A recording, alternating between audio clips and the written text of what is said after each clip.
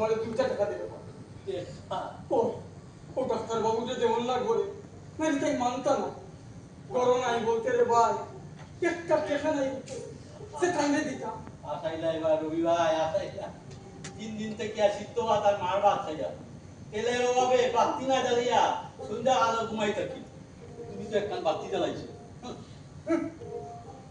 আমার ওই ল্যান্টন ওখান দেখিয়া করে নি রে মাধব ইকো চুড়া বাদেও নিবি যাই গো তখন তুই আর আমি সব সমান ও সিরা ফাটা ওখান গাও দিয়া ঘুমাইতা রবি ভাই খোঁজেন ভাই ই জিলা কত ভিক্ষু এনে না না ও না এমনি কত আর হইব সদুয়ে কইব আরি বাবা না আচ্ছা কিছু আসুন রাস্তার ঘুরিয়া বেড়ায় যারা দেখা যায় কিছু আসুন আমার তোমার মতন আধা ভিক্ষু ভিক্ষা করেন না মানুষের মতো বাঁচতে চায় তাও পারবেন না এক একটা পাক কড়া অসুখ বিসুখ তারা সব কিছু শেষ করে দিয়ে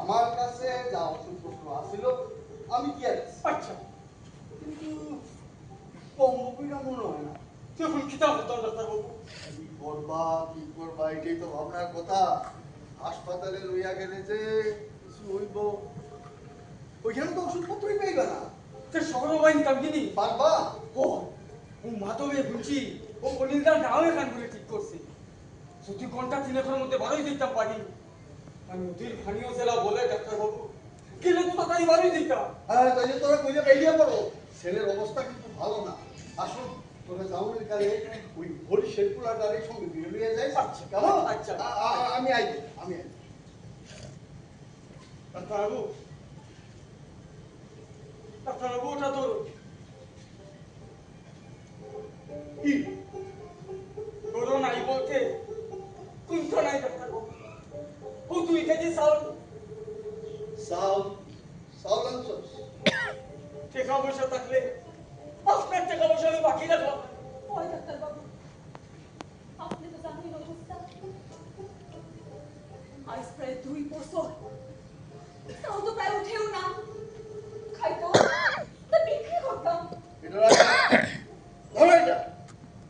আচ্ছা তোরা আমার কি ভাবস কত আমি একটা মানুষ হ্যাঁ তোর বাড়ির মুখে অনেক সময় শুনলাম ওই মাছ হবে আমার গাল পাড়তাছে আমি একটা পিশাচ না ডাক্তার বাবু আমরা আসলে ভাই তুলতে পারছি না ধর সাথিয়া মাছ তেমন লাগবে ওই অনেকেই আমার কথাটা কয় কিন্তু আমি তো এরকম আসিলাম না রে খেইকা শিখছি খেইকা মানুষের ব্যবহারে তিতিবিরক্তি হইয়া শিখছি আসলে যন্ত্রণায় ডাক্তার বাবু যন্ত্রণা আমার উপভাব চিন্তা আমার মাথায় তাই কিচ্ছু কোথায় কাম করে আমি কিতাব থেকে কিতাব আপনাদের বই দিছি আজকে আমার বাবা করিতে এরকম চিন্তায় দুঃখে আমিও ক্যাট ক্যাট করি মানুষে দেখে আমার বাইকটা তারা জানে আমি অমানুষ পিশাচ কিন্তু পিশাচ না হইলে আমি বাসুন কেমনে হ্যাঁ আমরা বুড়া বুড়ির তো আর কোনো সন্তান নাই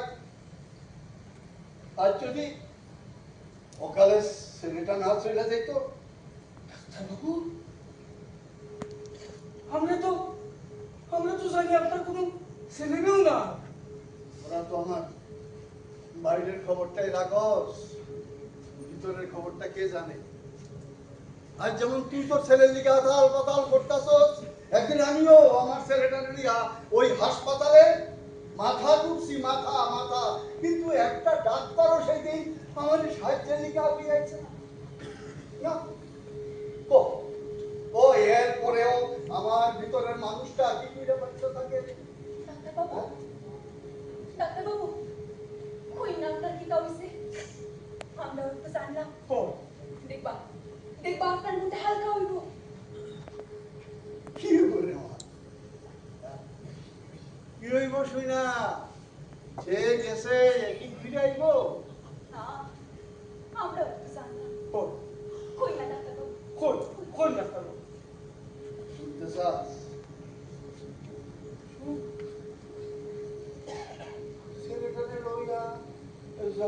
হাসপাতালে বসলাম, তখন পর্যন্ত কথা বুঝাচ্ছি।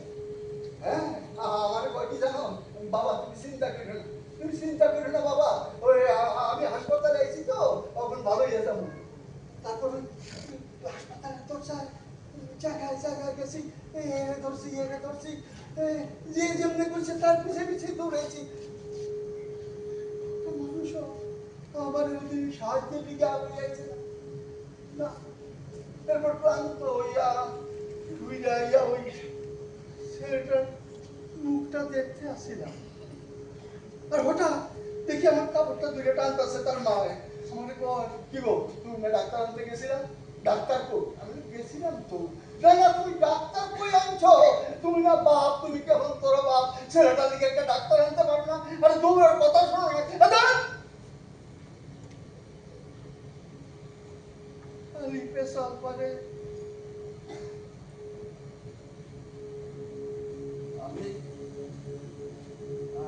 আমি জানো ওই ছেলেটার ছেড়ে যাওয়া মুখটা আমি দাঁড়িয়ে দাঁড়িয়ে দেখতে আসছিলাম। একটু আগাইয়া একটা ডাক্তারের পুস্তক করতে পারতাম। ডাক্তার ডাক্তার গেছিলাম রে মা, গেছিলাম ওই যে হাসপাতালের বড় ডাক্তার, তার কোয়ার্টারে গেছি, তার দরজা করা নার্সি তারে কইছি ডাক্তার বাবু আমার ছেলেটারে বাঁচান, আমি আপনার পায়ে করি আপনারে হাত তোর করি, আমার ছেলেটারে বাঁচান, আমার ছেলেটারে বাঁচান ডাক্তার বাবু, আমার ছেলেটার। একটা সময় মনে হয়েছিল দরজাটা ভেঙে বানিয়ে দেয়।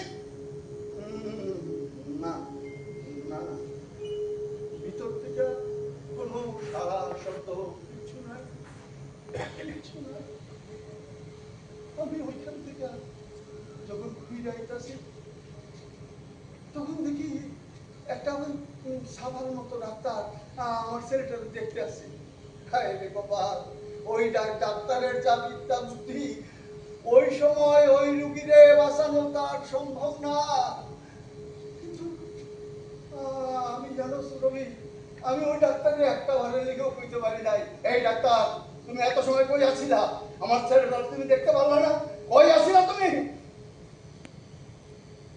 পারি নাই, কারণ আমি তখন বুঝা গেছি আমার কপালে যা আছে তা হইয়া গেছে।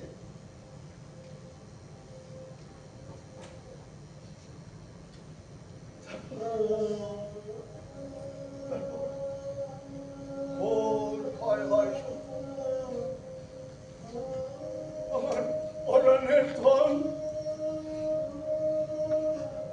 আমার সঙ্গীটা তোমার মাথা রেখা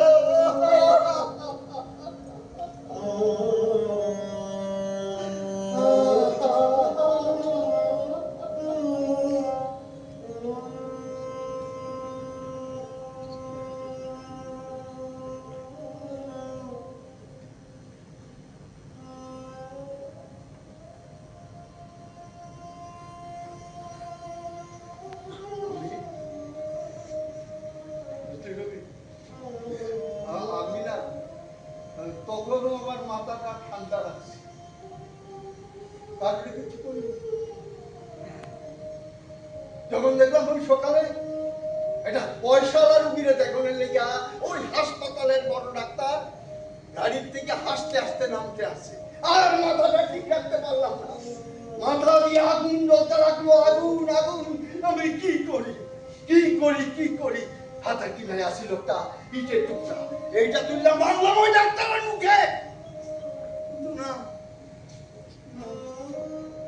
ওই ইটের টুকরাটা গিয়ে বললো গাড়ির দরজার কাছে, আর আমার 3 মাস হাজতবাস।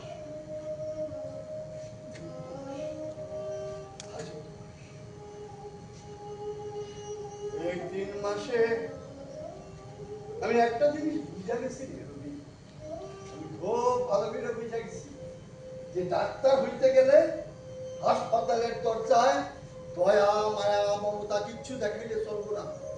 যারা দিন আনে দিন খায় তাকে দিকে তুলে রাখতে লাগবো শুধু ঘৃণা। রুগী লুবি হইতেছে গিয়ে খদ্দের। ওই খদ্দের দুইটা উপরে উঠো, টাকা রোজগার করো। উপরে উঠো, টাকা রোজগার করো। টাকা টাকা টাকা, শুধু টাকা। ওইখানে দয়া নাই, মায়া নাই, মমতা নাই, কিচ্ছু নাই। হ্যাঁ? কেন যে আমারে দিয়া এইসব পেশাল পারাস কত তে আমার ব্যাগটাতে বাড়িতে যাই তো ঘুমতো এক দুইটা আমার বাড়িতে বইয়া দিছে। আমি ছাড়া তো কেউ নাই রে। পয়সাগুলি তো আমার কাছে আইব না। হ্যাঁ কইলো মা, আমি ছাড়া যেমন তোরার উপায় নাই, তোরা ছাড়াও আমার উপায়।